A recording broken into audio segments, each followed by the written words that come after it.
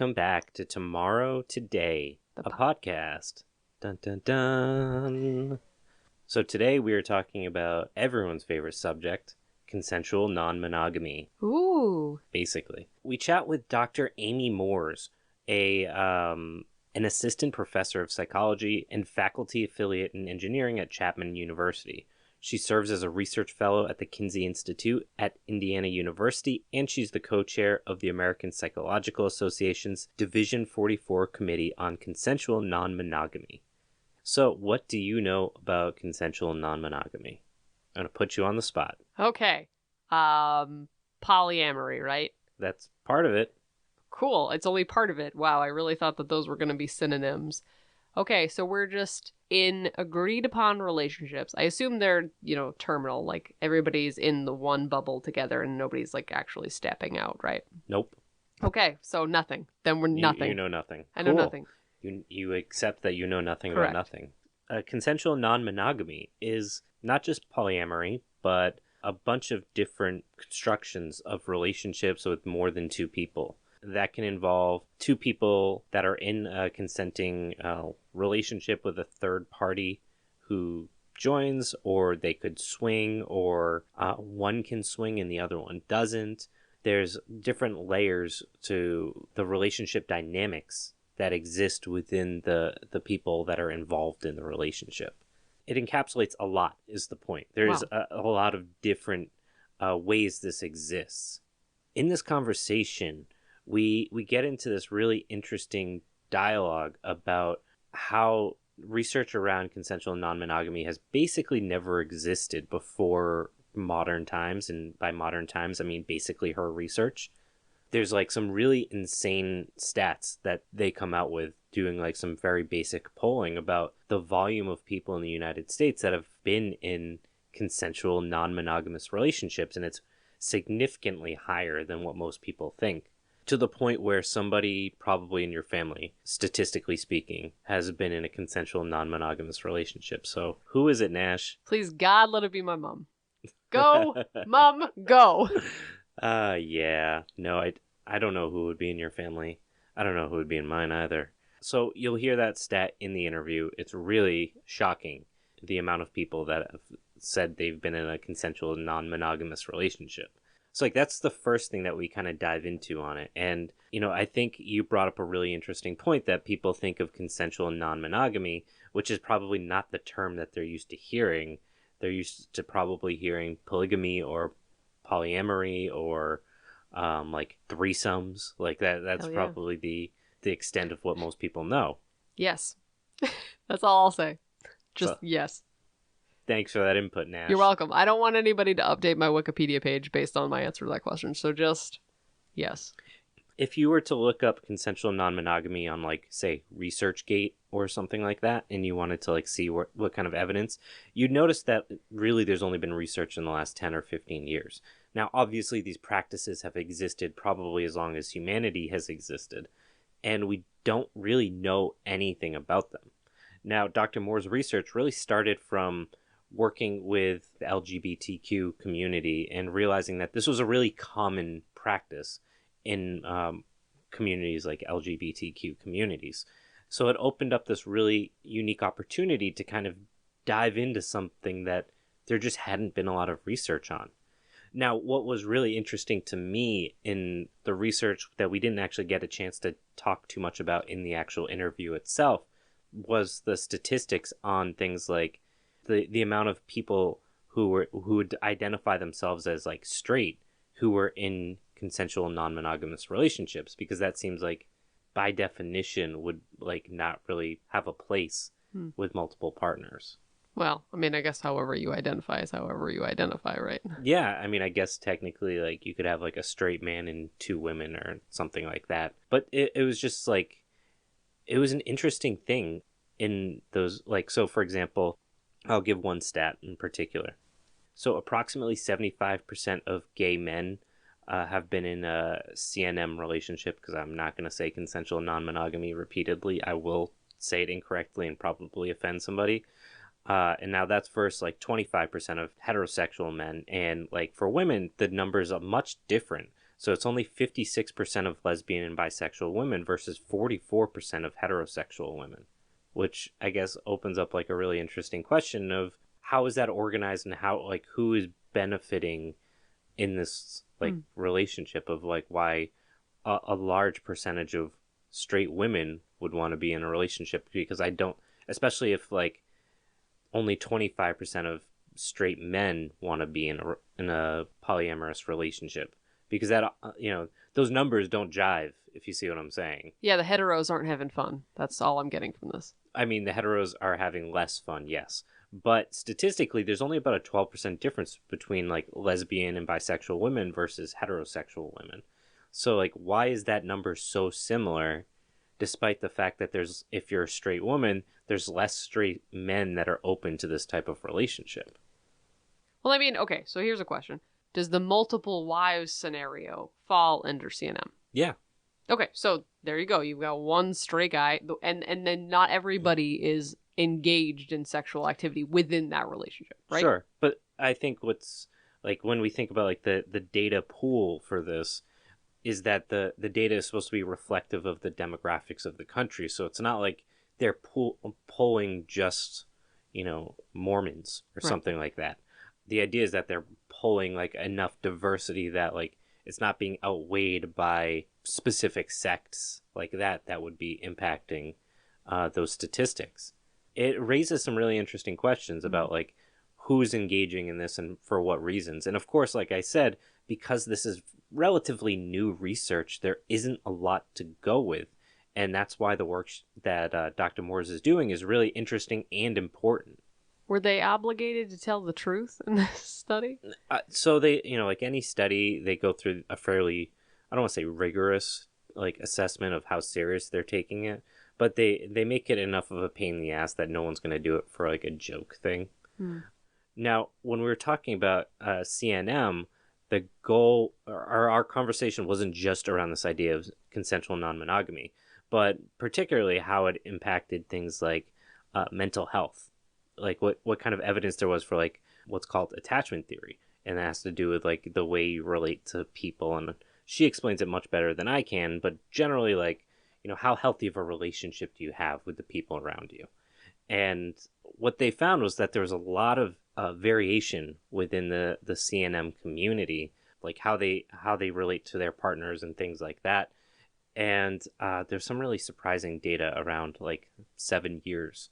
That was the number where the data started changing a lot around how long people had been in these relationships and how consensual non-monogamy impacted it. So like, if somebody has been in a relationship for like a long time, adding a new partner never disaffected the health of their relationship with that long-term partner, versus like people that had been in relationships for a short period of time. So like, if there was like a main partner and then like a secondary partner, the shorter the relationship was with the main partner, the greater likelihood that the secondary partner would have a negative impact on the health of the relationship between the primary partners. Well, that makes sense. Yeah, it did. And it was really interesting, though, to see how these dynamics play out, and further how those dynamics play out with relationships with the outside world who may not understand those relationships, where, people are either hiding their identity, their relationships through being, just pretending someone's a friend or whatever it might be. But what kind of played into this was the fact that most of the people that are reporting were also a part of like the LGBTQ community, where that already exists. So like, this is not like anything that's new. And it definitely underwrites this idea of, for people that feel like they're marginalized already, there's nothing more to lose by like embracing who they truly feel like, whereas a straight person might not have that luxury of saying, people already view me differently, so why do I give a shit? Right. I mean, I think it does have a greater impact on, heteronormativity and the results of that to be these very, straight conforming one man, one woman type relationships. Not only do we have these dynamics of multiple partners in different ways, some that are open relationships and others that are not. You can have many partners, many genders, and so on, but also this idea of hierarchy within a relationship.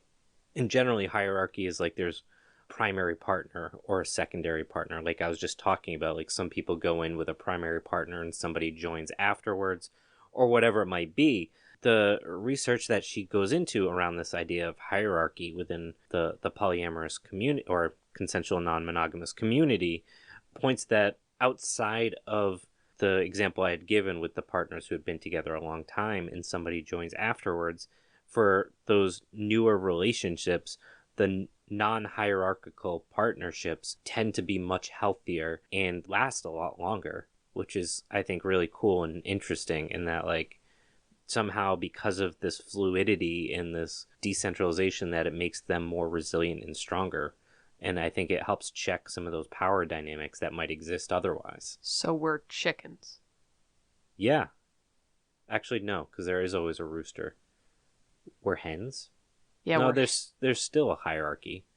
Yeah, but they have the pecking order, right? Yeah, that's so there's the hierarchy. Yeah. So we got rules.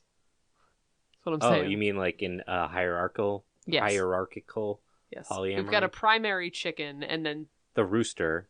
No, we're all hens. We're not unpacking gender right now. We've just got a primary chicken. It's actually sexless. And then, our supplemental chickens. Okay, I'm not sure why we needed to bring chickens into this, but here we are. It's a metaphor. It's a metaphor for what? Chickens. Again, there's a couple... She has written like a ton of articles, and I ended up digging into like all of them because I didn't know much about the subject matter, and she's like basically written most of the content that exists out there on it. And one of the things that she also points out is that a lot of the hierarchical relationships were significantly older. They're also more likely to be have marriages that existed with a primary partner versus the non-hierarchical relationships where generally, younger people, and it dips into this question of like, how much is this because of the fact that like the world is fucking collapsing and no one can afford anything, so fuck it, we may as well like enjoy ourselves and live it how we want to, and how much of it is like actually just like experimentation at youth, and we just never really did a good job of like documenting that. I mean, I was actually thinking it was like more housing related. You have a married couple that's not able to make the mortgage, so they bring in a younger person, and then it's just you're all living in the house, And then like you popped open a bottle of wine, and 6 months later you share a bed. Yeah, it happens. But the 7-year slump is a thing. Like that's a thing that people say. You have to stop stealing the stuff that I literally talk about in the interview. I'm sorry. We talked about the housing issue as an impetus for this, and we talk about the 7-year itch, and she's like, I've never thought of that, and I was like, how? It's a thing people say, like it's legitimate. Yeah. How long have we been married? I don't think we want to answer that question. No. I mean, I do think as society continues to collapse and erode, we will see a lot more of these relationships, and they'll sort of become like a background function of collapse. And it really raises a question around like, historically this has existed, but is it existing for a different reason today? And I don't even just mean like functionally in terms of like financially and like trying to afford housing and things like that, but more of 50 years ago, people had 6 siblings, 8 siblings who they had close relationships with. Now we're a generation of 1 and 2 children, sometimes 3. We don't have those dynamics, especially if we take that and then consider the fact that most people move away from home as they get older. So those few relationships are further strained. So it adds this whole new dynamic of what does family look like? And then if you're not related to them, like why can't those feelings of love include like a much more like, what's the word? A more form of love? Amorous? Like, yeah, I guess amorous. I was thinking more like the Latin it, but yeah, like an amorous form of love. Why not indeed? Even if these people are fulfilling these functions in our lives that are traditionally done by like sisters and brothers and uncles and aunts and things like that, they aren't our sisters and brothers and uncles and aunts, so why can't they be more intimate with us? So like when the kids call, the parents' friends, auntie, uncle, why do those relationships have to feel like sibling relationships? Why can't they function differently? Yeah, exactly. I mean, I think we should start, right? Fuck your friends. That's what we're saying. Go fuck your friends. Go fuck your friends. with protection, of course. Of course. But I do think that the part of the uptick of these relationships is just society being generally cooler with same-sex relationships. Because theoretically, if there's three, there's going to be some same sex. I mean, of course, like we were talking about with the straight women, like that's not always the case. But statistically speaking, it was like almost, in terms of men, it was 3 times higher for homosexual and bisexual men versus heterosexual men. Right. So there is an uptick in gay banging, which personally I like. Great. Good. Now we all know that.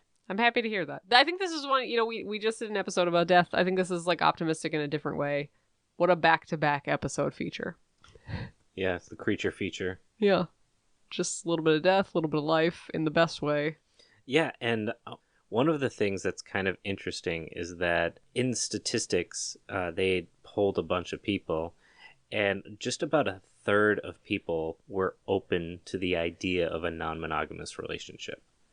Which I wonder how much of that is just like dudes that want to have a threesome, and how many people like genuinely are like, I'm not fully satisfied in my relationship, or I'm not in a relationship, and part of it is that there's no one that would make me fully satisfied, and committing myself to them doesn't feel like something I can do. Right. So I think there's definitely a thread going on. There's this undercurrent that exists, that has always existed, but I think given the tumultuous world we live in, there's more interest in it and more willingness to engage with that uncomfortable reality because of the fact, like, fuck it, everything's falling apart anyway. Right. I mean, at least for the millennial generation, we sort of came of age as 9/11 happened, and nothing really got better after that. And I think, we're the first generation to just be like, this is way worse than everything our parents promised us. Let's find new ways of, at least getting some value out of this. I thought you were going to have more jokes for this. Oh, was I supposed to do jokes? I mean, you're the joke person here.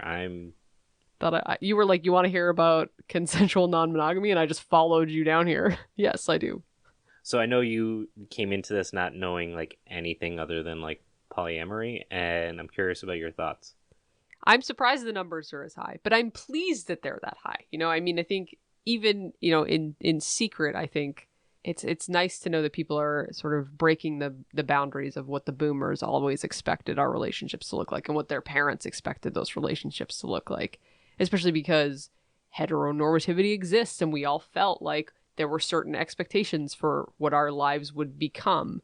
And so I think it's really nice. I think it's a really interesting way that we're sort of pushing back on what we expected society to be. Yeah, there was an interesting quote I saw this morning. I just want to read it. The responsibility of each generation isn't to please their predecessors, it's to improve things for their offspring. It's more important to make your children proud than to make your parents proud. And I think that plays really well into this conversation. I agree. Fuck you, Mom and Dad. Wow. They're going to listen to this. They definitely are not. They definitely are not. You say that. Actually, you know what? I stand by it. If you're listening to this for some reason, go fuck yourselves. But in a good way. Like, find the neighbor. Like, yeah, fuck your neighbor. Fuck your neighbor, Mom. Do it. Actually, you know what? I've seen your neighbor. She's old. Neighbor. I'm afraid that you would break something. You have friends that we call auntie and uncle. Go ahead. Actually, never mind. You know what? I want to sanitize my brain now. Listen, everyone fucks, Ashley. We started this episode like that. We're ending that episode like that. Okay, all right. You know what? Live your best lives, Mom and Dad. Just... everyone fucks. Do not tell me about it. Hopefully you guys enjoy my interview with Dr. Moores. She's got tons of new research coming out in the next couple of years. If you want to read her work, go check out her website. We'll have it plugged in the show notes. And I think people are going to enjoy this conversation. So go fuck your friends.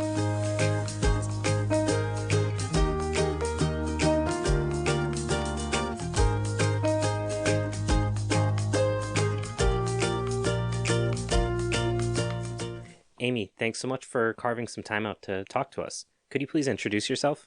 Sure thing. Hi, I am Amy Moores. I'm an assistant professor of psychology at Chapman University. I'm also a research fellow at the Kinsey Institute at Indiana University.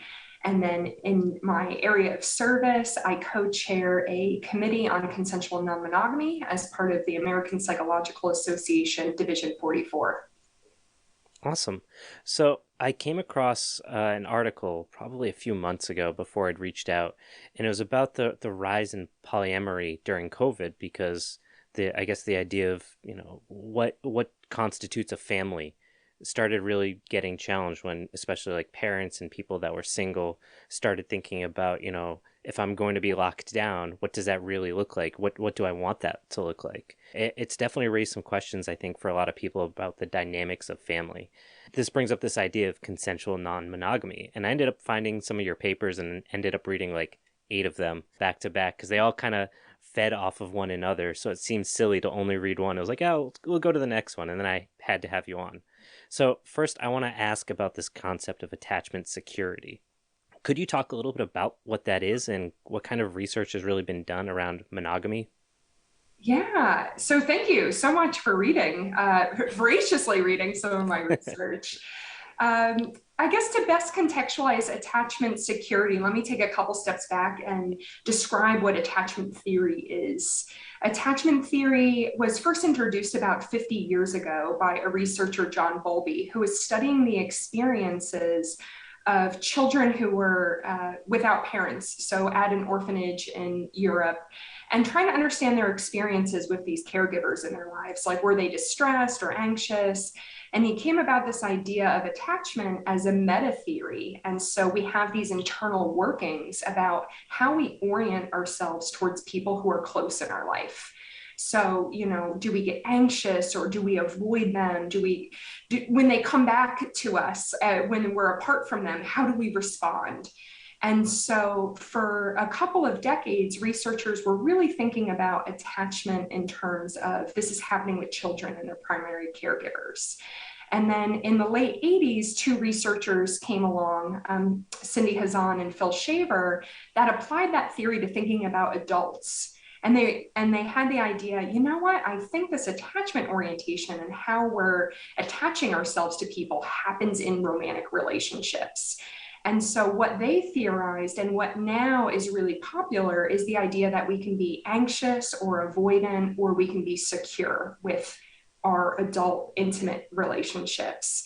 And so security is simply that, like feeling secure with someone. So having interdependence, providing and also receiving care and compassion and stability.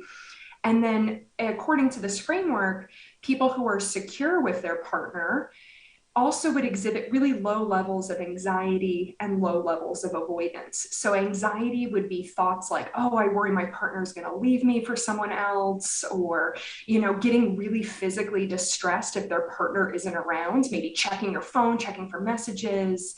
And then avoidance is kind of not that. Avoidance is more being a little bit aloof and wanting some emotional or physical distance from your partner. And so the way that we tend to conceptualize attachment security is low levels of both of those dimensions. And instead, this interdependent relationship. In terms of like monogamy, how has that been traditionally applied? I would say like all of the research implies monogamy, to kindly put it. And we probably shouldn't be surprised that that's happening. I'll explain that in a second, but I looked into the database that psychologists tend to use to bring up empirical articles. It's called PsycInfo. And so it's a database kind of like Google, but for empirical articles. And I typed in attachment theory and over 23,000 articles came up. And then if you were to do attachment theory and consensual non-monogamy, about 3 come up. So this idea of attachment has really been embedded and implied that the superior type of relationship or the normative type of relationship that humans are having is monogamous. And so most of the research, and there's been really great research, it's just really applied to the concept of monogamy. So how do our attachment orientations affect our health and well-being or our relationship quality? You name it. And in those 23,000 articles, it's probably been studied. It's one of the most popular theories to date of how people navigate their intimate and close relationships. Yeah, and that's why I ended up finding you, is because when I was trying to find more to back up what this article was talking about with COVID and polyamory or consensual non-monogamy, it definitely lacked a lot of evidence in terms of not like the data that people were turning towards it, but rather like the argument that it makes for more stable households or any of these other kinds of things. And I just was curious about like what do we actually know about it in terms of like that mental stability and things like that. And then I came across some of your work. You know, I'm curious why you decided you wanted to get involved with this kind of research. Yeah, great question. I wish I had like this beautiful aha moment where I could describe it to you, or like the Red Sea parted. I think a lot of research, sometimes it just is an accident or you stumble upon something interesting. And so when I really decided to shift my attention to study non-monogamies, I was quite early in my career. I was at the master's level. And it was just so interesting to me, the idea where I'm doing research on LGBTQ issues and I'm asking people to describe their relationship. And just as a way to understand, their relationship for that study. And then what I ended up getting, because I asked this qualitative question, like, hey, describe your relationship to me, I was getting a lot of people saying that they had multiple partners and they were using words like polyamory and relationship anarchy, and actually words that I had not seen in my training to date. And then, so I go to this database like PsycInfo or these other databases, and I'm trying to understand more about the intersection of radically rethinking the rules of relationships and LGBTQ issues. And there was just a handful of studies of academics really interrogating and trying to understand consensually non-monogamous relationships. And so that really ticked off my curiosity, where I was like, this kind of seems like a common behavior, but we're not talking about it. And so the psychologist in me wants to capture it. Is it normative? Why is it stigmatized? What are the outcomes? And, now I've been studying consensually non-monogamous relationships and chair a national committee for well over a decade now. And I don't think I'm going to stop anytime soon. So you just happened to mention this idea of that you had worked with LGBTQ communities where you became more exposed to these different types of non-monogamous relationships. In one of your papers, you use this term, the outer limits, and it relates to your previous research before you started getting more specifically into these types of relationships. Could you talk a little bit about what this concept of like the outer limits is and why that's important? Of course. Oh gosh, I'm such a musician fan, and I feel like you're really getting to deep tracks, of the things that I've written. So that's a really wonderful paper you're bringing up. That's actually one of the first papers I wrote as a grad student with my dear friend, and he's still a dear friend, and he co-chairs this committee with me. He's Scheckinger.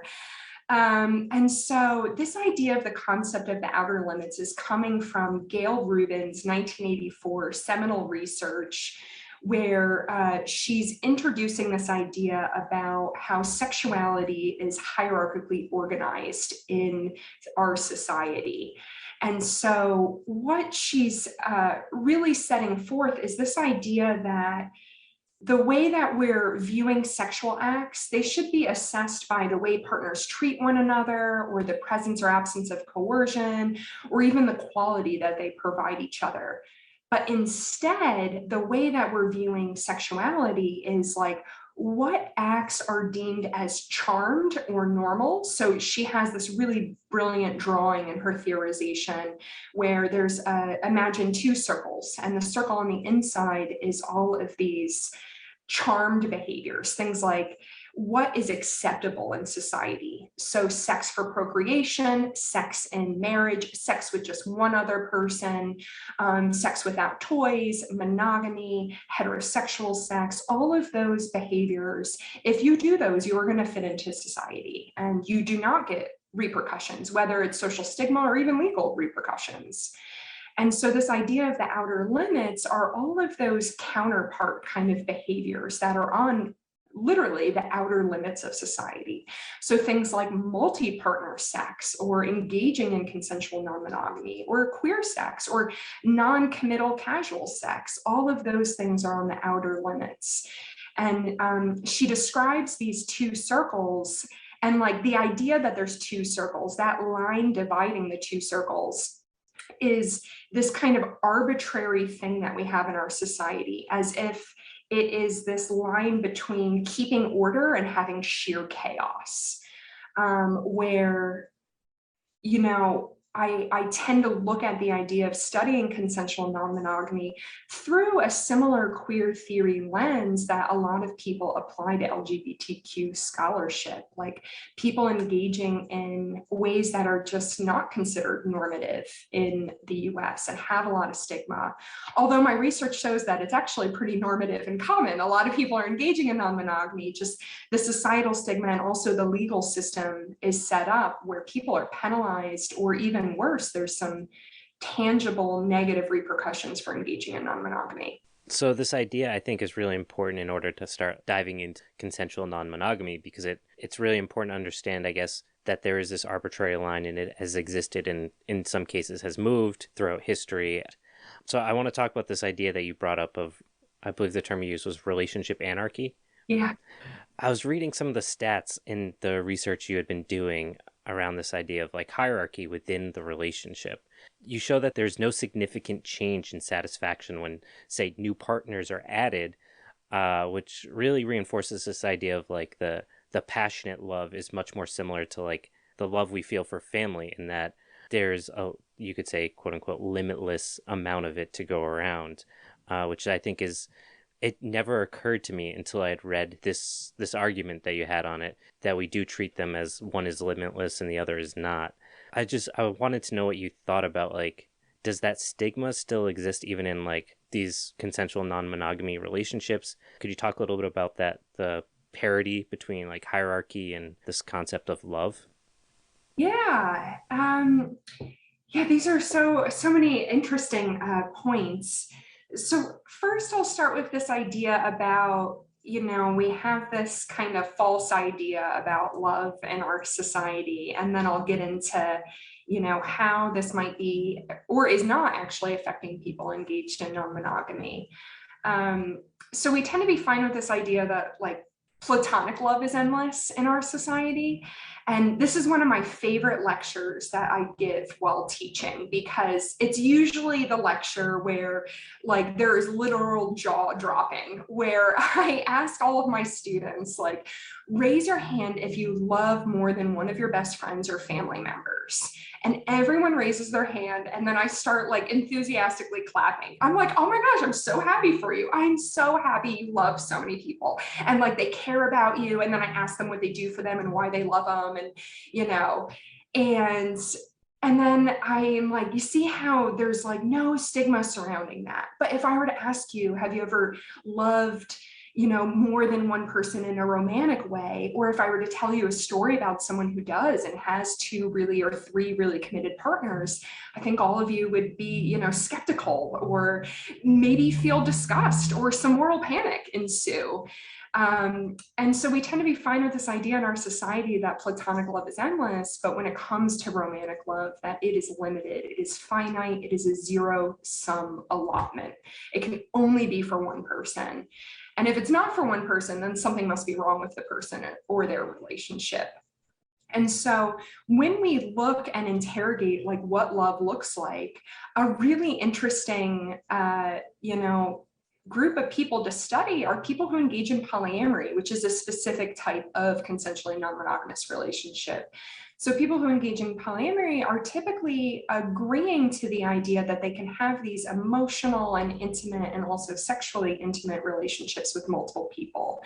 In other words, put, like, love can be on the table with multiple people. And so, as you mentioned, when we're studying the hierarchy of, you know, if people have multiple relationships, if someone even deems them in a hierarchical way. So not everyone engaged in polyamory is hierarchical, meaning they have a primary partner and a secondary.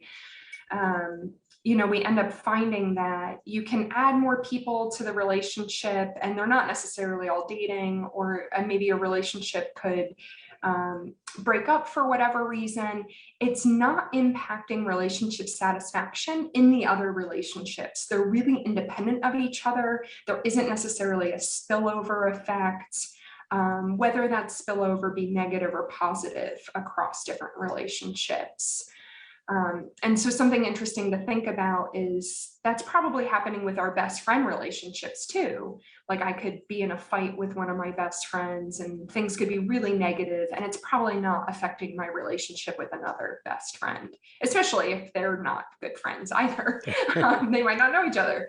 What's really interesting, as I was looking at like the data that you guys collected, was that it seemed like the longer the first relationship was, the more stable it was, even if other partners were added. And it seemed to be like at the 7-year mark, which just reminds me of like the stereotype, the 7-year itch for marriages, that like they get bored or whatever. And it seems like at that point is like the perfect time to introduce a new person to the relationship if that's what they're looking for, because it reduces some of that, I don't know, boredom. I'm not sure what the term is, but something.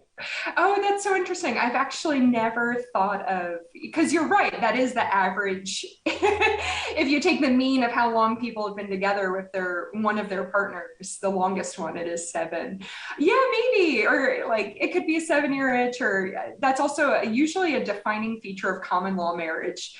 I think it's just potentially the average of everyone Just together. coincidence. Yeah, I think it's just a coincidence. It was just something that stood out to me. It was like, I think the year, it was like 7.42 was the mean. And I was like, oh, that's an interesting number to just happen to fall on. Yeah, I think it could be a cohort thing too. So what I'm finding with some of my more recent research, so that research, the average age of people are usually in their 30s or 40s from when I started doing work on consensual non-monogamy about 10 years ago. I'm finding a little bit more variable today when I collect current day data about consensual non-monogamy. And I think over, even the short period of time that I've been studying non-monogamous relationships, there are these really rapid changes happening in society. Like,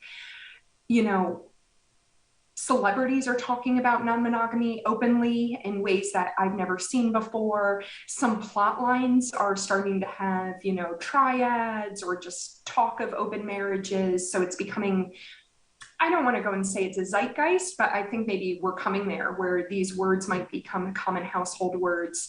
And so I'm finding in some of my newer research that the average age variability is really decreasing. So among the Gen Zers and even really early millennials, I think that they might be exploring consensual non-monogamy earlier than people who have gone through a traditional way of having a monogamous relationship, because a lot of millennials and Gen Xers didn't have examples like, oh, there's a whole nother way to do relationships. So they've probably entered a monogamous relationship, been in that for a while, and then they're like, oh, well, we could, have this other thing. And so I'm really curious to see how, this pans out and if there are cohort effects moving forward.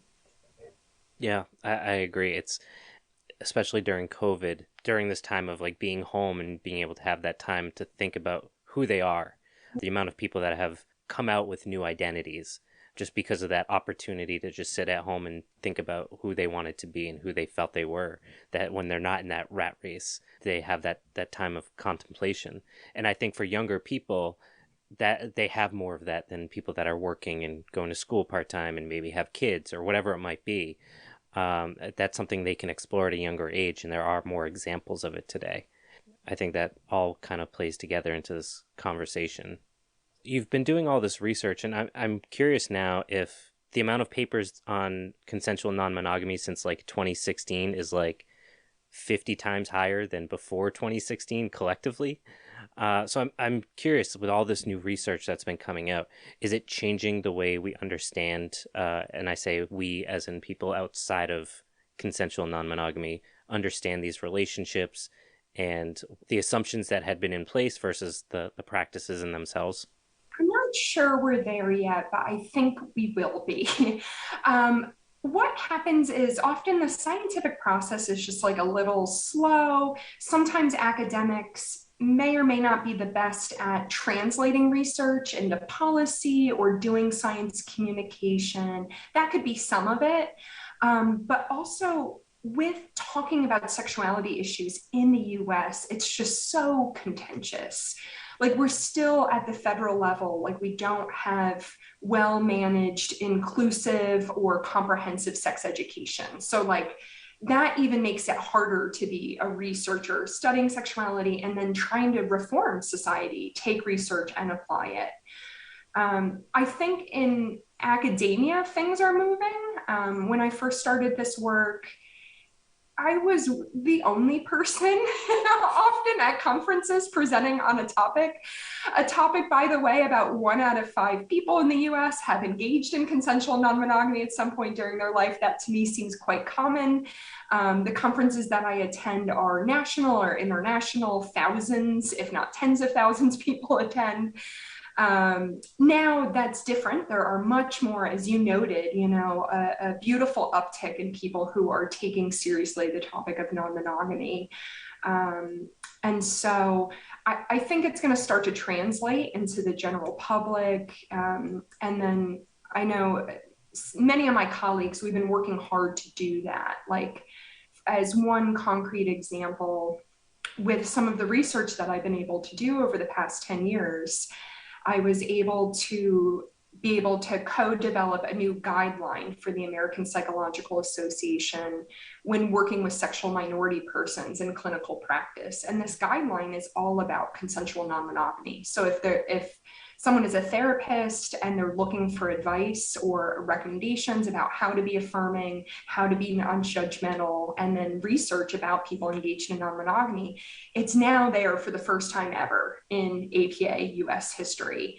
The topic of consensual non-monogamy had never been brought up in these professional practice guidelines. And so, the more things happen like that, the more we can get it out there. And also doing this type of science communication with the good people like you, doing podcasts, talking about and allowing people to be exposed to new ideas. Like there are different ways to have and navigate your intimate life. And if you feel like monogamy isn't quite working for you, you're not alone. There are a lot of other people engaging in different forms of consensual non-monogamy. That 1 in 5 statistic still like baffles me. I know you repeat it a lot in your writing, but it seems so much higher than I would have expected. Yeah. When we first did that study, and this is a national study, so this isn't a convenience sample. This is, people across the US, and it's weighted to look like the US demography of who takes part in the census. So the idea of this survey methodology is it should reflect the US. And so that's what we're going with. I also remember when we first found that finding and we replicated it across a couple of studies, I was like, wow, this is so common. I just didn't anticipate also that it was that common, but it kind of makes sense when something is really stigmatized, people aren't going to talk about it. We also know that like queer or same gender or same sex sexual experiences are really common, but people aren't necessarily identifying as LGB or Q. So we know that people are doing things with their body and their intimate life, but they're probably not talking about it because the norms around society, in our society around monogamy are so rigid. And as humans, we seek out support and we actively avoid stigma. So we're going to do that too when it comes to sex. Do you think, and this is outside of the scope of the research you've done, so I'm going to put you on the spot a little bit. Do you think that number is growing partly because of the economic conditions that have led people to feel a little bit more isolated between longer work days, being able to afford less things unless they partner collectively? I think that the stresses of the modern world, especially with the increasing use of technology as like the solitary means to communicate with people, do you think that's feeding into this, or do you think it has been stable at like that 1 in 5, historically speaking? Interesting. So I think you're onto something. I think COVID gave people quite a bit of time to do some introspection. And I think when there are any pressing, stressful situation, finances or not, people are going to reevaluate their life. I anticipate that there are a group of people where the finances or sharing resources or doing something more communal to live out their life is a big motivator for people to engage in non-monogamy. But I think that there's also a lot of other motivations why people would, explore this type of relationship. And as for the prevalence of 1 out of 5, that study that we're talking about that my colleagues and I did in 2017, that was the first of its kind. No other researcher or polling place or, you name it. The US loves national polling. No one had asked about consensual non-monogamy, so we don't actually have a historical view of how common it has been over any sort of time period. One of the first times it was assessed was 2017. My colleagues and I at the Kinsey Institute, we're looking at it year by year by year. So as the years go on, we'll have some idea of if it's increasing or decreasing or staying the same over time. But unfortunately, we just don't have that knowledge about, the history of engagement in non-monogamy at a national level, which I also just find completely interesting. We know probabilities about everything, like prevalence of people who own red cars, like prevalence of, all sorts of behaviors or activities. And we just don't have it about consensual non-monogamy over time, unfortunately. It'll be interesting to see how it plays out in the next decade, which brings me to actually my last question for you. Is this, what are you working on right now, and kind of where do you see your research going forward in the future? Yeah, I'm working on all the things. Something I really like about studying consensual non-monogamy is, for the most part, if you have a research question where you're interested in learning more or even exploring something about people who engage in either swinging or open relationships or polyamory, for the most part, it probably hasn't been done before. That societal stigma is also in academia. It's not like researchers and clinicians grow up in a vacuum. We grow up in the same society that everyone else is raised in. And so, often the ideas and ideals surrounding monogamy haven't been challenged. And that is just really exciting. So I find myself studying all different sorts of things. I'm really interested currently in kind of 2 different avenues. One is understanding how the stigma and potentially discrimination that some people who engage in consensual non-monogamy, what that feels like to people, and then also how that can trickle down and impact people's psychological well-being and also physical well-being.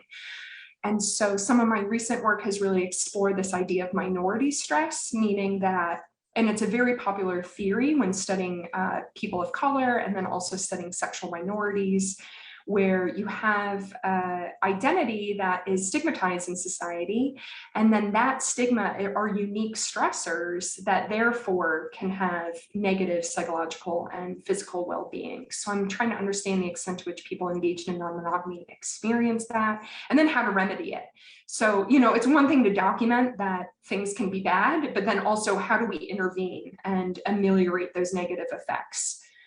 And then some of the other new research I'm doing is some collaborative stuff about looking at the different networks of people who are engaging in polyamory.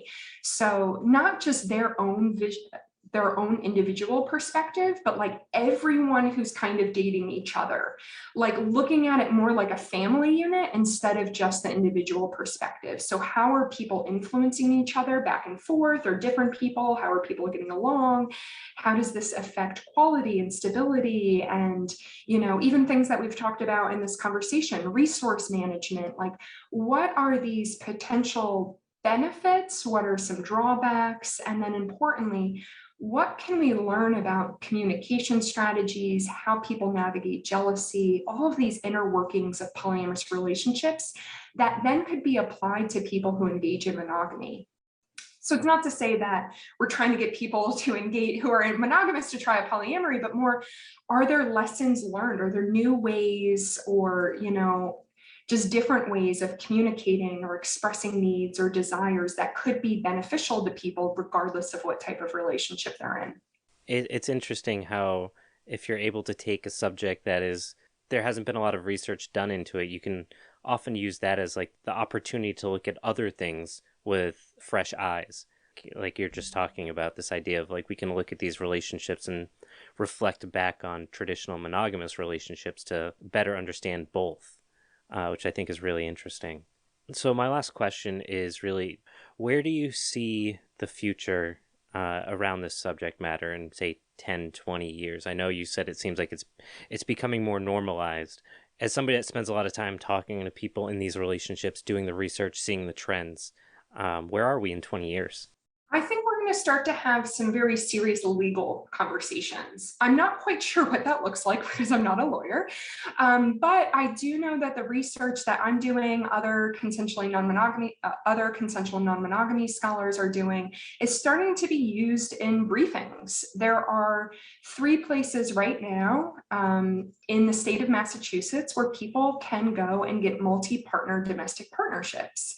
And these are the same 3 cities that first enacted same-sex domestic partnerships in the US. And so I anticipate that these type of city level or even state level conversations around multi-partner domestic partnerships, or even expanding the institution of marriage, are easily on the horizon within 20 years. I think that there are also going to be other types of offshoots in the realm of the law, because the law kind of, for lack of better words, sets the precedent often around stigma, around what's legal and what's illegal. And so I think there's going to be a lot of conversations around anti-discrimination housing laws.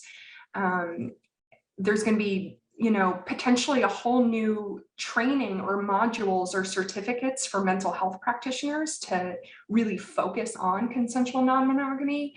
Potentially the idea of consensual non-monogamy might break out into its own subfield. Right now, it's kind of, at the margins of whatever academic discipline people are in, either psychology or sociology. It's a little bit of women's studies, it's a little bit of LGBTQ studies. Maybe it might be its own new discipline. I think there's a variety of different ways that it's going to unfold. I don't see, it going away as an idea. I think that there's going to be new media representation, movie plot lines where people are maybe in triads or people are swinging and they're not the punchline of a joke, or they're not drawn in for the plot line for a shock value or to make it really sexy. I think they're just going to be kind of like, oh yeah, here's my neighbor, and there's his partners or whatever. And, Yeah. I think we might be there in 20 years, having those conversations, and maybe even some very serious legal conversations at the state level. So for people that want to hear more, read more of your work, do you have like a website or social media handles, or send them to Google Scholar? What do you want me to do? I do. Yeah, you can go to my website. It's www.amycmoores.com. And as long as I'm not breaking copyright, I post all of my articles there free for people to read. If you want to actually read an article that for some reason is behind a paywall because I couldn't break copyright, you can email me directly and I will, clearly send you all the research. You can also check out the resources that the good people at the Committee on Consensual Non-Monogamy at Division 44 of APA that I work with. We have our own website, div44cnm.org. And so we produce different brochures or mental health resources for therapists who are seeking to be more affirming of people engaged in non-monogamy. And then also resources that people engaged in non-monogamy can share with like family or friends, like, hey, here's some basics. Here's an overview of like, what I do and my life, or information to give doctors so that maybe the stigma could be ameliorated, or at least, people within the mental health profession could have a better understanding of monogamy and Awesome. monogamy. Amy, this has been fantastic. Yeah. Thank you.